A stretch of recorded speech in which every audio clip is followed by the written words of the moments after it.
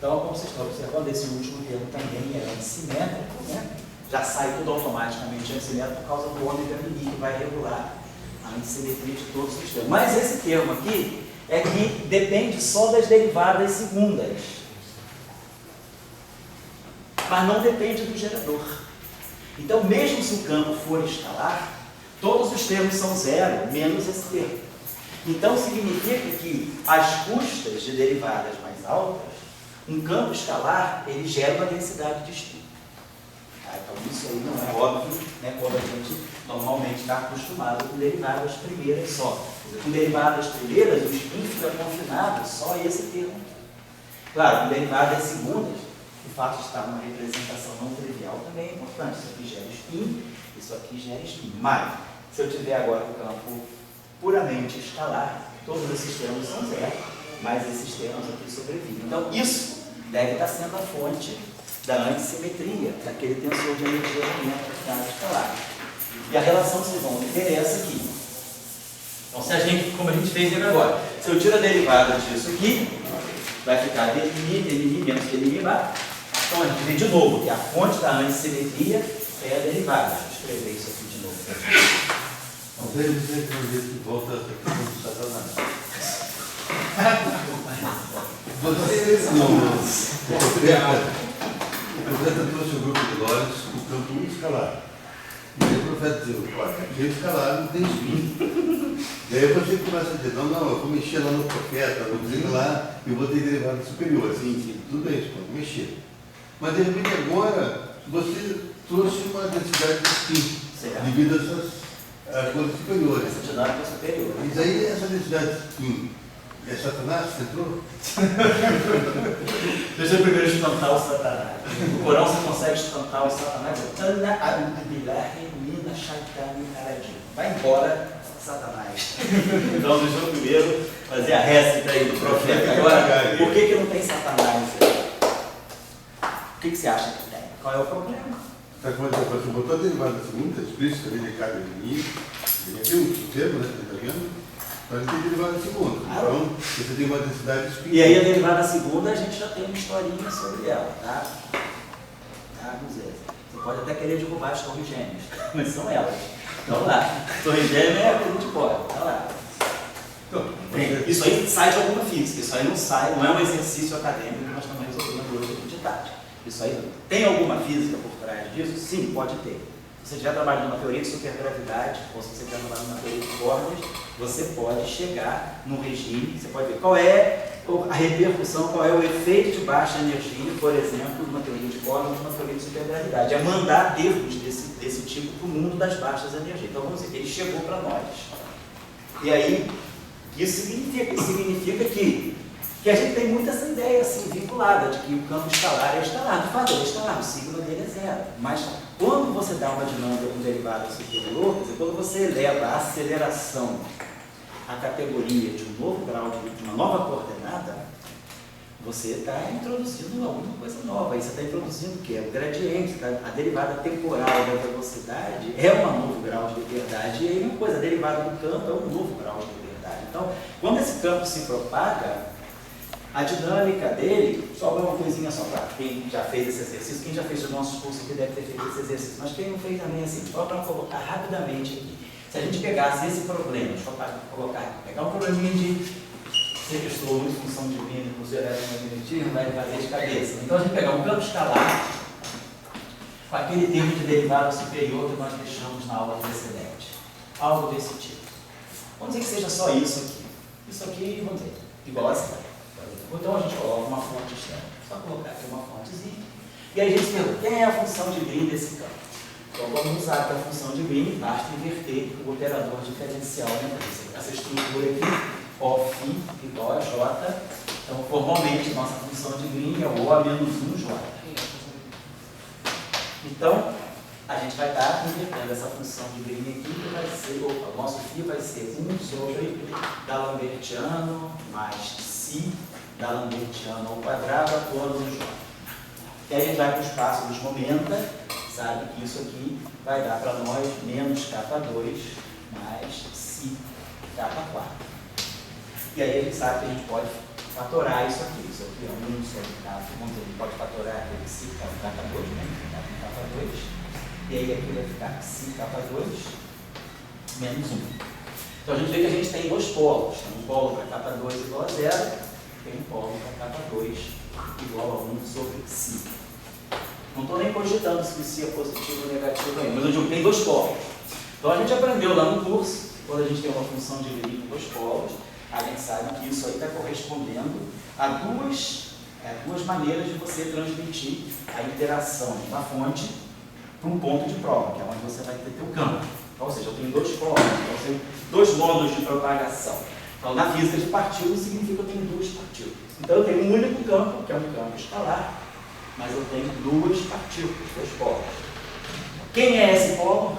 Quem é esse? Por que eu tenho duas partículas? Porque, na verdade, eu não tenho um campo só. Eu tenho um campo escalar só. Mas eu tenho dois graus de liberdade. O grau de liberdade dele e o grau de liberdade descrito pelo gradiente dele. Se vocês, se a gente observar bem, né, quando a gente escreve o lagrangiano, a gente está escrevendo isso aqui, dmi mais si sobre 2, né? Dmi do dmi do dmi. Isso aqui é a mesma coisa que da Lambertiano de φ, da Lambertiano de φ. Então o que eu tenho um outro campo aqui, que é um campo com um grau de liberdade só. Por quê? Porque ele é um vetor longitudinal, ele não é um vetor transversal. Então, ele não tem os graus de liberdade transversos. Mas no fundo, esse lagrangiano aqui está me dizendo que eu tenho esse campo e esse campo. Quer dizer, como se esse campo aqui fosse um campo vetorial tipo coinvolve. Então é isso que está expresso aqui. Esses dois modos aí são, na verdade, uma combinação linear desses dois graus de liberdade que estão se propagando, φ e o gradiente de φ. Então, é isso que a gente está fazendo. Então, você precisa de um grau de liberdade extra. Pode ser que esse grau de liberdade extra venha de um setor gravitacional. Pode ser o que aparece aqui embaixo das energias, como um campo vetorial extra, pode ser algum residual de algum grau de liberdade do setor gravitacional. Aí fica problema que eu sigo. Tá. Mas perfeito, você, pela dinâmica, você conseguiu botar mais um grau e tem mais um polo. Isso. O que eu não consigo seguir é que você me deu um curso no semestre passado, você falava do grupo de Lorentz, sobre de Lorentz, e daí você botava a representação 00, spin 0, IJ, tudo que fazia lá, não veio mais, mas daí sabia que tinha spin 0. Assim, de repente você falou, agora não, tem uma corrente de spin. Entendeu? Eu tenho uma corrente de spin. Daí Porque agora a gente tem que ver o seguinte, vou estar nessa discussão que pode servir para os mais novos aí, né? E, Marcelo, por favor, vocês também mais experientes aí, acrescentem coisas, por favor. Estou colocando o seguinte, imagina lá, você tem um campo. Então, o grupo de Lorentz, ele te dá, vamos dizer assim, algo que é muito sistemático. O grupo de Lorentz dá, é pura simetria. Ele te dá, é o primeiro passo que você tem, é a simetria. Então, você tem, a simetria te dá as representações. As representações são campos. Então, você constrói os seus campos a partir das representações. Mas, se você olhar bem o grupo de Lorentz, ele não te dá a massa.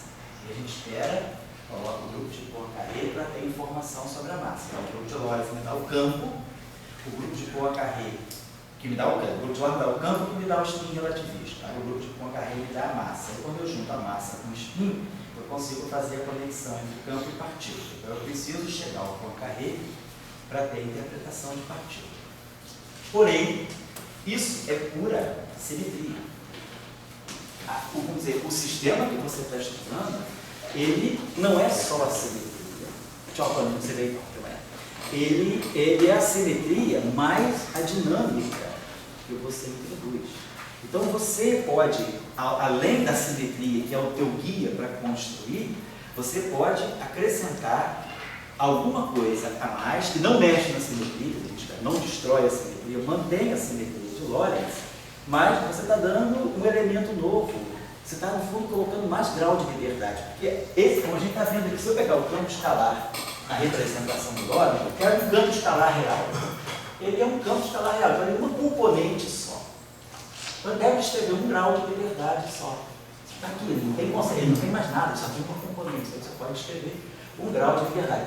Esses dois graus de liberdade, nós sabemos, né, na formulação canônica, eles são representados pela coordenada generalizada, que é o campo, e pela sua velocidade, que está ligada ao seu momento.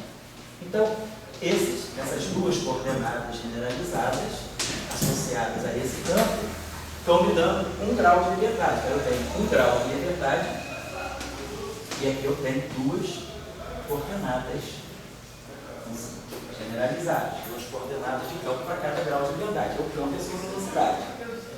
Mas a pergunta é, quando você constrói graus de liberdade, não é essa a única, essa é a maneira, vamos dizer assim, newtoniana, posição e velocidade. Mas a gente está passando desse limite, está pensando, eu posso associar graus de liberdade mantendo esse mesmo campo, mas eu tenho que introduzir novas coordenadas. Então eu tenho meu campo, a derivada primeira dele, que é a sua velocidade. Mas agora eu estou introduzindo uma nova coordenada para ele, que é a aceleração. Estou introduzindo o gradiente do meu campo. E aqui eu vou ter uma outra coordenada generalizada associada a ele, que é a derivada em relação a isso aqui, são 3 pontos, vou colocar assim. Então, a gente começa a ver que a gente duplica o número de graus de liberdade se a gente introduzir mais coordenadas. E a gente pode pensar de uma outra forma também. Se eu introduzir derivadas mais altas para o campo, então vamos ver, introduzir minha equação, ela depende só de derivada segunda, a equação de campo. Então isso significa que o meu lagrangiano depende só de derivada primeira, então a equação de campo depende de derivada segunda. Quais são os graus de liberdade que eu tenho? As condições iniciais. Se eu tenho uma equação com derivada segunda temporal, para eu resolver o problema segundo Cauchy, eu tenho que dar o campo no instante t igual a zero em qualquer posição. E tem que dar a derivada do campo também no instante inicial em qualquer posição. Então, se eu dou a posição inicial do campo, quer dizer, a configuração inicial do campo e a configuração inicial da velocidade do campo, eu tenho os dados iniciais de um problema de Cauchy, que é um problema de derivada segunda, uma lambertiana mais M2 φ. É o problema das equações de máxima, tem uma equação diferencial de segunda ordem no tempo. Então, para eu resolver, eu preciso dessas condições iniciais. Se você agora tem uma equação com lambertiana ao quadrado, significa que agora você tem um dt4. Então, esses aqui estão seus graus de liberdade. Você pode mexer à vontade na configuração inicial, ou você tem liberdade de alterar as condições iniciais e a solução vai depender dessas condições iniciais. Então, você tem duas maneiras de manipular a sua solução. Eu mexo no fio, eu mexo no fio ponto, ou eu mexo nos dois. Eu tenho os dois graus de liberdade que eu tenho, são as minhas duas condições iniciais. E nessa discussão canônica são a coordenada de posição e a coordenada de momento. Mas se agora eu tenho uma derivada quarta, isso aí é uma questão tua. Você está introduzindo. Eu tenho uma dinâmica que é controlada por um fenômeno que pode ter derivadas mais altas. Não, se o meu fenômeno for dissipativo, por exemplo, eu tenho uma força que depende da velocidade. Aí vai ser o que depende do sistema que você está estudando. Então, se eu tenho uma derivada quarta, eu tenho que dar o campo no instante t igual a zero, uma posição x. Tenho que dar a velocidade do campo, tenho que dar até 3 derivadas. Eu tenho que dar, o problema tem 4 derivadas, eu preciso 4 condições iniciais. Tenho que dar a derivada segunda do campo, para t igual a zero x. E tenho que dar a derivada terceira do campo, em qualquer posição. Então, se eu conheço a posição, a velocidade, a primeira derivada, a segunda derivada e a terceira derivada, com esses 4 dados aqui, eu consigo resolver, vamos dizer assim, um problema de Cauchy generalizado. Eu consigo resolver essa equação diferencial para qualquer instante de tempo futuro, a partir das condições iniciais e da própria equação de campo.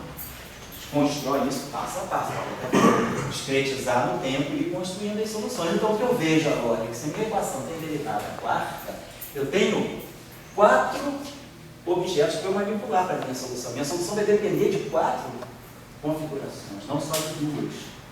Então, cada grau de liberdade depende de 2. Então, nesse caso aqui, eu tenho 4 condições iniciais. Então, esse problema deve estar me descrevendo realmente 2 graus de liberdade física.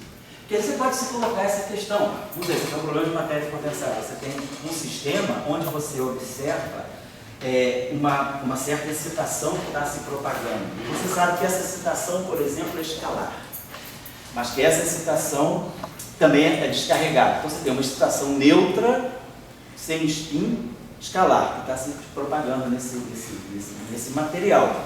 Como é que você vai modelar isso? Você vai pensar, bom, se ela é neutra, mas você observa que ela tem uma relação de dispersão mais rica. Se ela tiver uma relação de dispersão com duas frequências, então significa que esse campo ele tem que ter alguma coisa que forneça essa segunda frequência. Então tem que ser uma derivada segunda.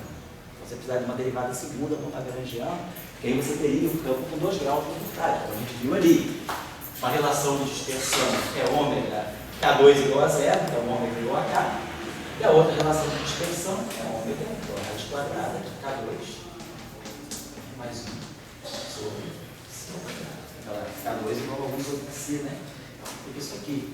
Então a gente tem 2 relações de dispersão. Então se eu tenho 2 relações de dispersão, mas eu tenho apenas um campo, uma excitação que se propaga sem spin, sem polarização e sem carga, se ela é neutra, tem como ver que ela é neutra, eu preciso modelar isso por um campo escalar e neutro. Mas ele tem que ter 2 relações de dispersão. Então isso só é possível se eu introduzir 2 campos, um campo com derivada superior. É uma situação que eu estivesse diante de um problema que eu poderia modelar esse problema segundo essa linha de pensamento.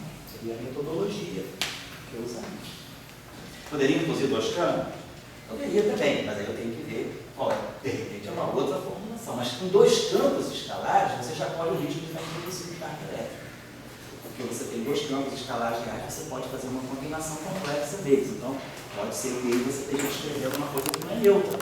Agora aqui não, você tem certeza que você vai estar descrevendo um objeto neutro, você não vai ter como errar isso. Então, isso que eu estou dizendo. Então, a dinâmica, ela é, quer dizer, quando eu coloco a coisa na base,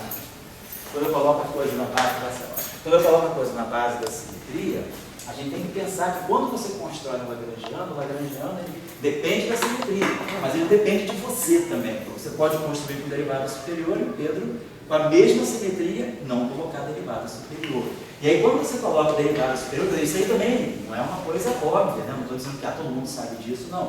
Nós estamos, eu não sei nem, nunca achei essa expressão em livros por aí, a gente não tem a expressão para tensor distinto, derivada superior, mas o que a gente está querendo chamar a atenção disso, é fisicamente, o que essa expressão está dizendo para a gente? Isso é um embaralhado de símbolos, né? Mas o que isso aqui está dizendo para a gente? Está dizendo para a gente que quando um campo se propaga e a dinâmica dele tem derivadas mais altas, provavelmente o gradiente dele vai estar se propagando de uma forma independente, vai ter uma relação de dispersão independente. Então, é um grau de liberdade a mais que está no teu sistema, que você colocou, porque você colocou. Ou seja, o meu sistema é governado por uma dinâmica de derivada superior. Então, no formalismo canônico, né, além da simetria, vai depender de você como é que você constrói os termos cinéticos para poder saber se você está, que tipo de relação de dispersão você está colocando. Então, vamos dizer, a gente quando fez aquele curso passado, a simetria pura, a simetria de estudo, mas eu estava em mente que a gente estava meio ligado ao modelo padrão, que ia trabalhar com derivadas primeiras.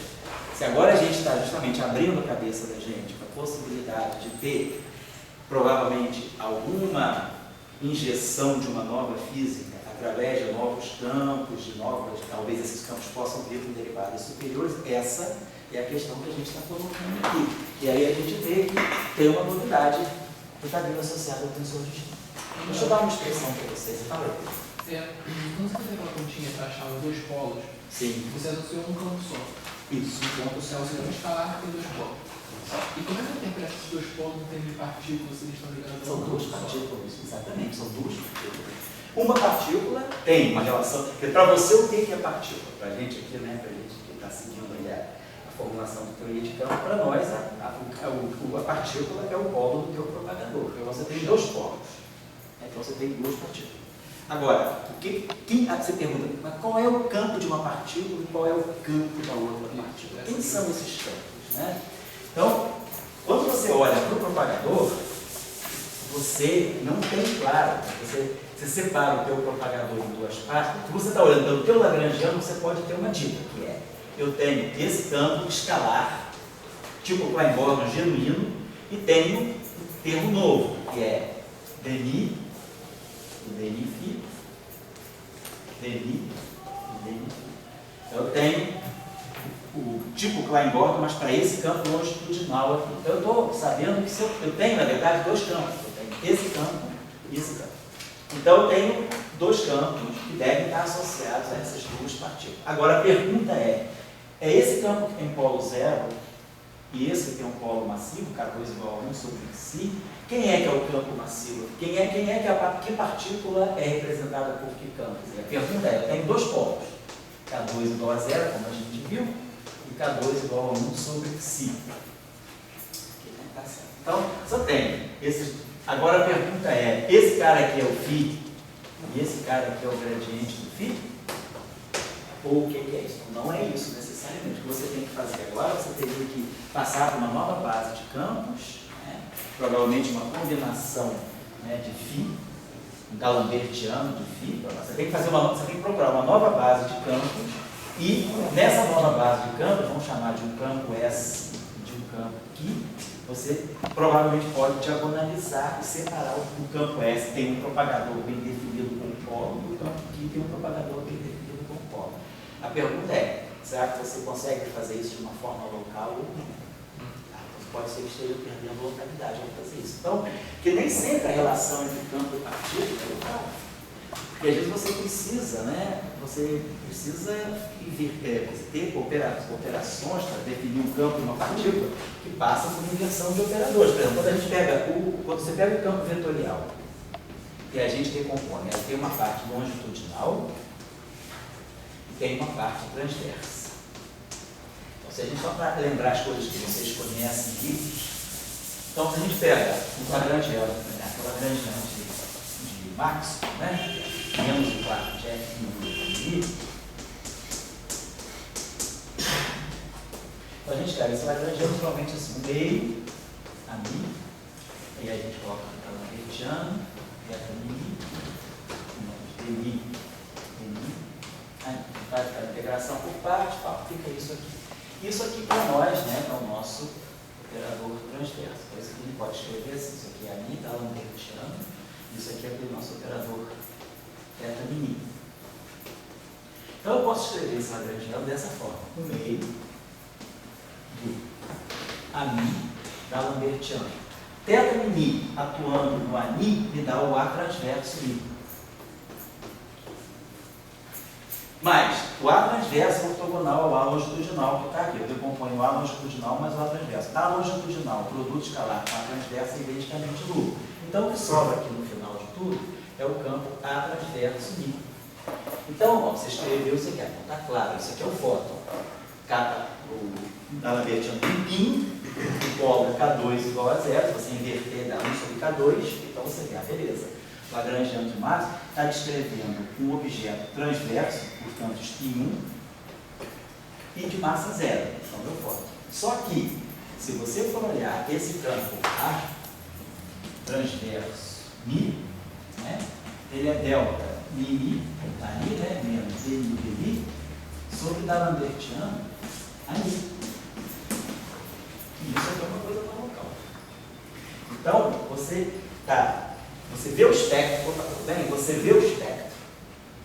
Esse campo aqui é não local. Então, para dispor um campo, ele não é uma boa variável de campo, porque ele é não local. Mas para efeito de estudar o espectro, você vê a partícula, quer dizer, a partícula associada a ele, ela está, de uma certa maneira, ligada a uma representação não local.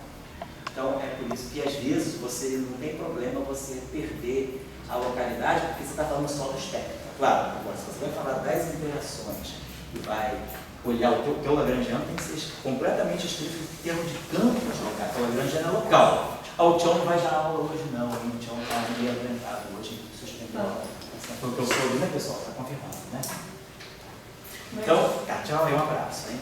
Então, a partícula, você vai ver ela pelas vezes pelo aspecto não local do campo. Então, o que acontece naquele problema é que você tem duas partículas, mas você não consegue descrever as duas partículas isoladas nos campos locais. Deixa eu dar então uma relação aqui que é fácil de vocês obterem, a partir disso tudo que eu tive de texto, não é mais uma relação algébrica, mas é só para vocês ficarem sabendo, que é o seguinte. Se eu tiver o tensor, então o que a gente tem é o seguinte: nós tiramos o tensor de energia momento canônico, Tmi. Vimos que ele tem uma parte antissimétrica. Tmi, mi, menos Tmi, igual a menos a divergência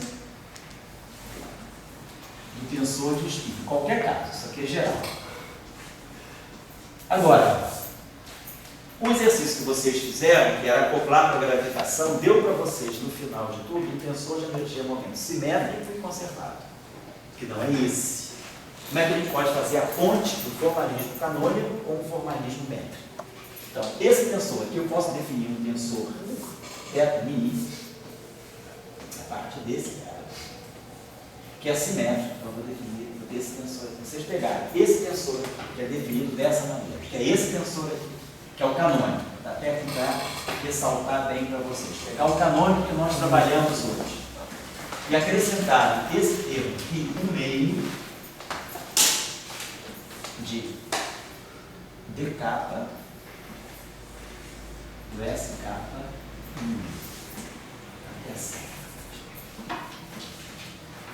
aqui, ó, aqui dá a divergência do tensor de spin, que dá justamente essa divergência aqui satisfaz essa relação. E acrescentarem aqui esse termo, mais dk S dk, mais esse termo dk S dk. Então, se a gente pegar esse objeto que eu defini, tirar a divergência desse objeto, vai ficar dmi θ mini igual a dmi canônico, dmi é zero. A divergência desse cara é zero.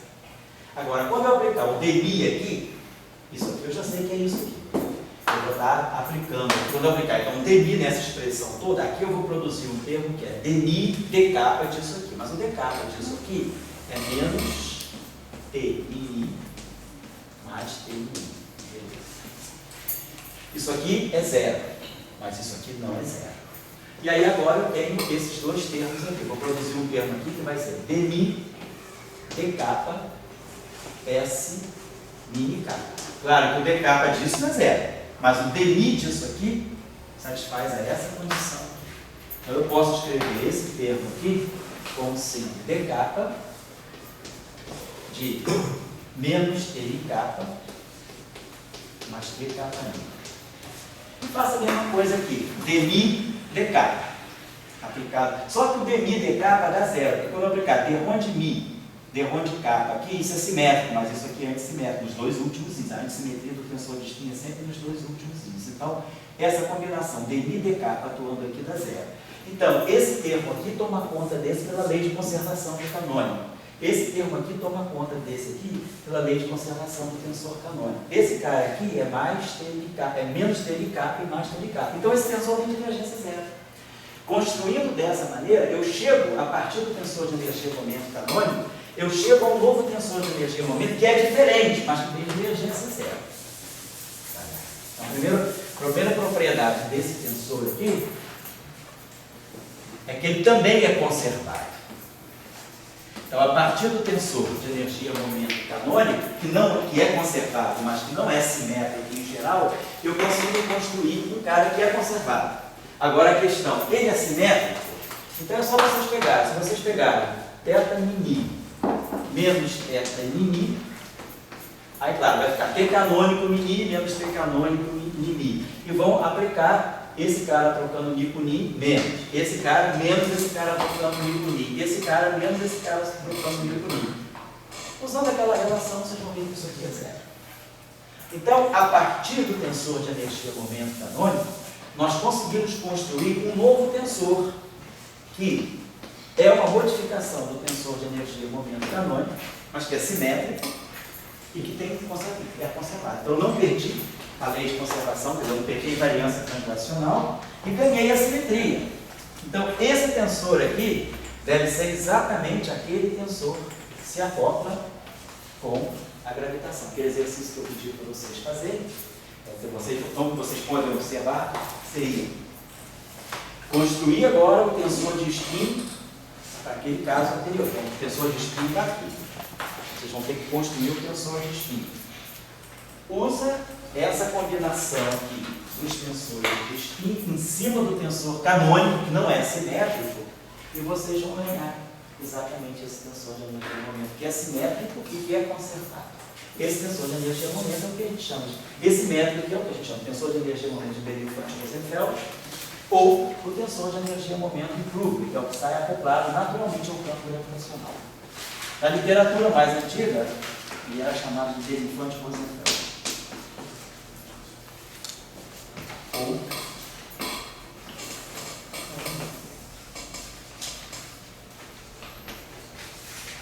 o tensor de energia e momento assim, melhorado, porque ele se tornou simétrico, e vocês vão ver que numa teoria de Young-Mills, ou numa teoria de Gauge em geral, ele é invariante de Gauge, coisa que o tensor de energia e momento canônico não é. O tensor de energia, só dá uma olhadinha rapidinho para terminar aqui, para terminar. Tudo o tensor sempre tem a ideia de fazer casamento, né? O casamento é H-mini com H-mini. Sim, sim. Agora, quando você tem o tensor de spin, certo? Certo. Ele é uma corrente de spin. Isso. E toda corrente quer casar. Isso quer casar. Assim, com quem que ela casa? Nós vamos fazer na próxima aula, vai casar com a torção. Será que é só, Cara, com torção? Qual é a forma? não, pode casar com outras coisas também. Ela pode ser viva, aliás, nós falamos, já que a gente está no espírito muçulmano, pode ser. Pode ter até 4. Sem problemas com Maomé, sem problemas com o divino. 4, vamos lá, pode voltar na próxima aula. Esse vai ser o assunto da próxima aula. Por que eu posso acoplar esse tensor de spin agora? Vamos ver na próxima aula, vamos introduzir o conceito de torção. Então, esse tensor de energia e momento, canônico, esse tensor de spin, a torção do espaço-tempo é exatamente um objeto que tem essas características, T, K, I. O tensor de rank 3, antissimétrico, os dois últimos índices. Se você agora, na próxima aula eu vou explicar, se a gente introduzir torção na gravitação, a torção vai sair amarradinha, vai sair casadinha, como você falou, com o tensor de energia e momento canônico. Então, se você colocar a torção e seguir a torção, você vai ver que ela vai se juntar com uma combinação de campo, que é exatamente o tensor de spin. A métrica, ela capta o tensor de energia e momento. Foi o exercício que eu pedi para vocês fazerem. O H-mini, ele se casa com o θ-mini. E a torção se casa com o tensor com a densidade de spin.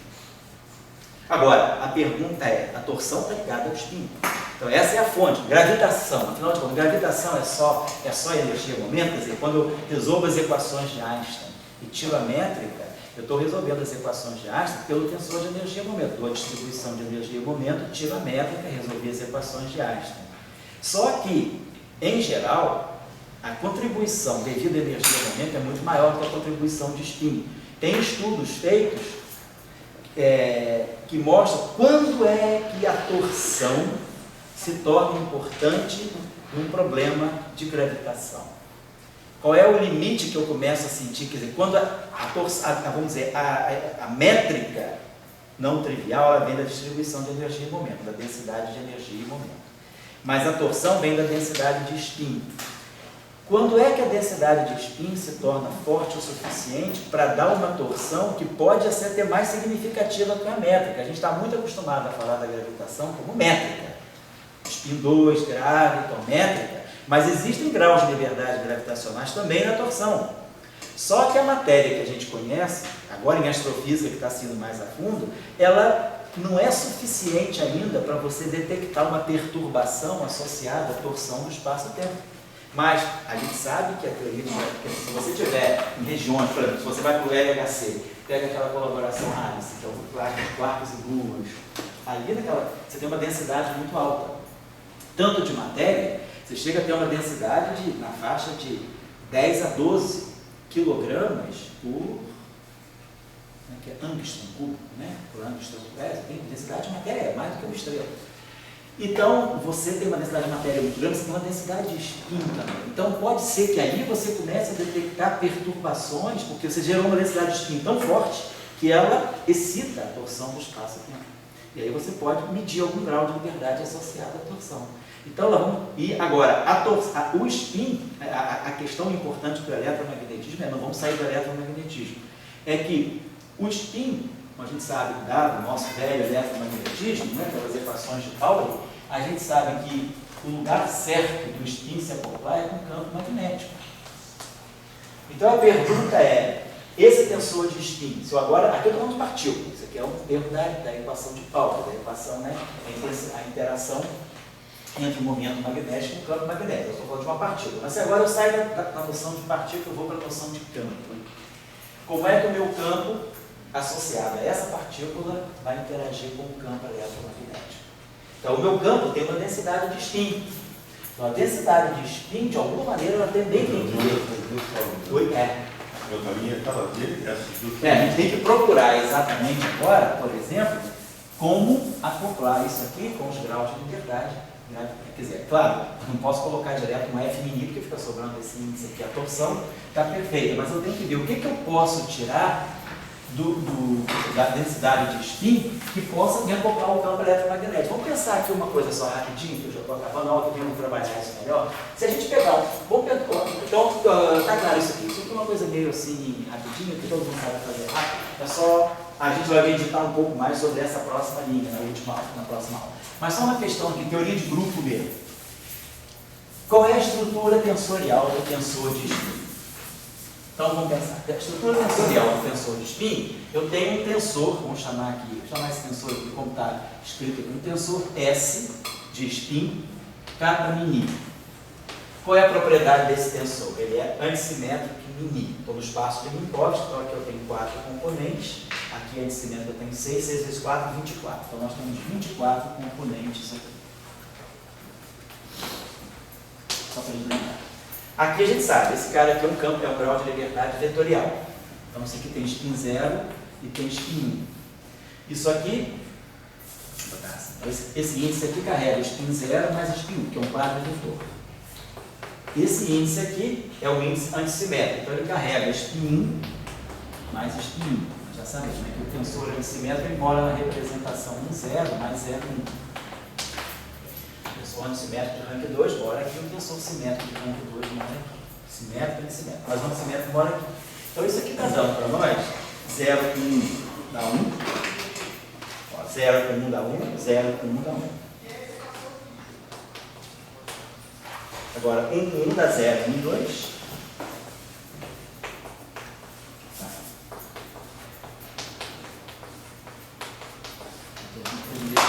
0 com 1 dá 1, 0 com 1 dá 1. 1 com 1 dá 0, 1 e 2. 1 com 1 dá 0, 1 e 2 de novo. Então vai ter outro 0 aqui, outro 1 aqui e outro 2 aqui. Então no final de tudo, a gente vai ter nessa decomposição 2 spin 0, 1, 2, 3, 4 spins 1 e 2 spins 2. Né?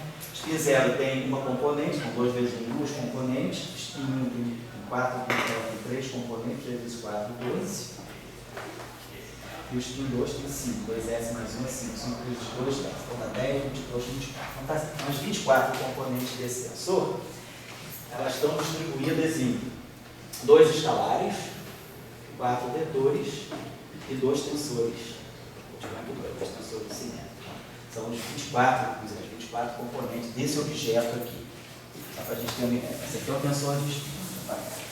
Agora, do ponto de vista das representações coletivas do grupo, né? A teoria de grupo me diz que um tensor antissimétrico em 2 índices, com essa estrutura, índice livre e antissimétrico aqui, eu posso escrever esse tensor como sendo um tensor S pequeno, que eu já vou definir o que é, S kappa mini, mais eta kappa mi vezes um vetor W mi menos eta kappa mi vezes um vetor W mi e mais, aqui tem epsilon kappa mi lambda vezes um vetor de lambda. Então eu consigo decompor esse tensor nesses objetos. E esse objeto aqui também, claro, não é qualquer. Então eu vejo que eu tenho 2 quadrivetores aqui, um vetor e um pseudo-vetor dentro desse tensor, da estrutura de tensor. Essa seria a estrutura algébrica, a estrutura tensorial do tensor de spin. E esse tensor aqui, ele satisfaz essa propriedade. Ele tem um dos traços zeros, esse S kappa ni igual a zero. Se eu contrair esses dois índices, eu ganho traço nulo. E tem uma outra propriedade que esse tensor satisfaz, que é epsilon lambda kappa ni vezes S kappa ni igual a zero. Então, esse tensor, olha só, a gente tem que ter 24 componentes. Então, aqui eu tenho 4 e aqui eu tenho 4, 8. Então, dá 16, tem 4, 4, 8 componentes. 16 componentes tem que morar aqui. Esse tensor tem rank 3. Mas ó, aqui ó, eu tenho 4 condições. Então, estou eliminando 4 vínculos aqui. Ele satisfaz a essa condição. Mas essa condição tem 4 componentes. E essa condição aqui tem outras 4 componentes. Então, esse tensor aqui ele tem 16, quer dizer, 24 menos 8, 16. Então, aqui tem 16 componentes, 16 com 4, 24, 20, 24, 24. Então, a teoria de grupo me diz que a representação irredutível, as representações irredutíveis de Lorentz que eu posso encontrar dentro desse tensor são essas aqui. Eu posso sempre decompor um tensor que seja tipo tensor de spin, que tenha antissimetria. Exatamente a torção também satisfaz a mesma propriedade. A torção é livre aqui e antissimétrica aqui. Então esse tensor tem essas 16 componentes. Agora, o que a gente observa é que dentro do tensor de spin, ó, você propaga um vetor e um pseudo-vetor. Então, de repente, esse vetor ou esse pseudo-vetor é que pode vir a se acoplar com o campo eletromagnético. Então, eu tenho um vetor neutro, tá? Mas eu posso, a gente vai trabalhar um pouco melhor essa ideia, mas a partir daqui, porque esse quadro vetor aqui e esse quadro vetor aqui, eles têm uma estrutura mais simples, né? Eu não consigo acoplar esse cara ao F mini. Se eu acoplar o tensor de spin direto, eu não consigo acoplar o F mini por causa dessa falta de índice. Mas esse campo aqui é um campo vetorial. Então nada me impede. Eu, por exemplo, eu posso combinar esse campo aqui com o campo eletromagnético, eu posso combinar aqui, ou esse aqui.